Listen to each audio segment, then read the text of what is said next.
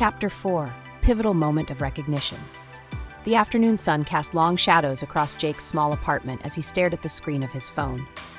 Derek's latest message glared back at him, a provocative invitation to a shady business deal that reeked of the old life Jake had been desperately trying to escape. "One last score," the message read.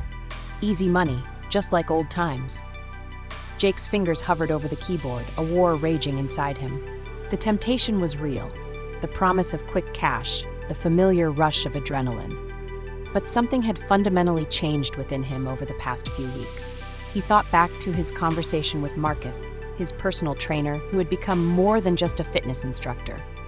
Recognizing toxic relationships is the first step to true personal freedom, Marcus had told him during their last training session. The phone buzzed again, another message from Derek. "Don't be a pussy. You know you need the money." Those words, once they would have triggered Jake's defensive ego, now felt hollow. He remembered the doctor's warning about his health, Mr. Thompson's disappointed look, the small victories he'd been achieving at work. Each step of his transformation had been a deliberate choice to break free from the cycle of mediocrity. Jake's mind drifted to a pivotal moment from last week. During a team meeting at the store, he had actually contributed a meaningful suggestion about improving customer service. Mr. Thompson had looked surprised, then genuinely pleased. It was a far cry from the dismissive employee he used to be. He picked up his journal, a habit he'd started tracking his personal growth, and began to write. The pages were filled with reflections, goals, and a growing understanding of his own patterns. Each entry was a testament to his journey of self-discovery. As he wrote, Jake realized the true nature of his friendship with Derek. It wasn't friendship at all. It was a parasitic relationship built on manipulation, quick fixes, and mutual enabling of destructive behaviors. The revelation hit him like a thunderbolt. Derek had never truly been his friend. Every interaction had been transactional. What could Jake provide? Money, cover for his schemes, validation for his toxic lifestyle. When Jake had nothing to offer, Derek would mock him, pressure him, belittle his attempts at self-improvement. His fingers trembled slightly as he typed a response to Derek's message. "I'm out. Don't contact me again." The simplicity of the message belied the profound emotional weight behind it.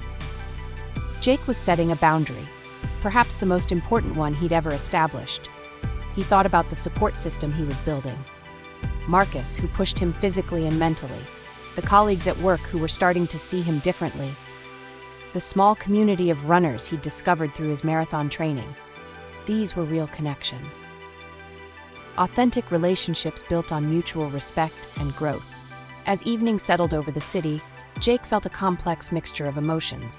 Sadness for the lost friendship, anxiety about the unknown path ahead, but predominantly, an overwhelming sense of liberation. He wasn't just rejecting Derek, he was choosing himself. The urban landscape outside his window seemed different, less confining, more full of possibility. The city lights flickered like beacons of potential, reflecting Jake's internal transformation. This wasn't just about cutting out a toxic friend. This was about understanding his own worth. About recognizing that he deserved relationships that elevated him, not dragged him down. Jake closed his journal and looked at the vision board he'd created, filled with marathon training schedules, financial goals, and personal development milestones. Each image was a promise to himself. The pivotal moment wasn't just about saying goodbye to Derek. It was about saying hello to the person he was becoming. As night fell, Jake felt something he hadn't experienced in years, a genuine sense of peace. The journey wasn't over. In many ways, it was just beginning.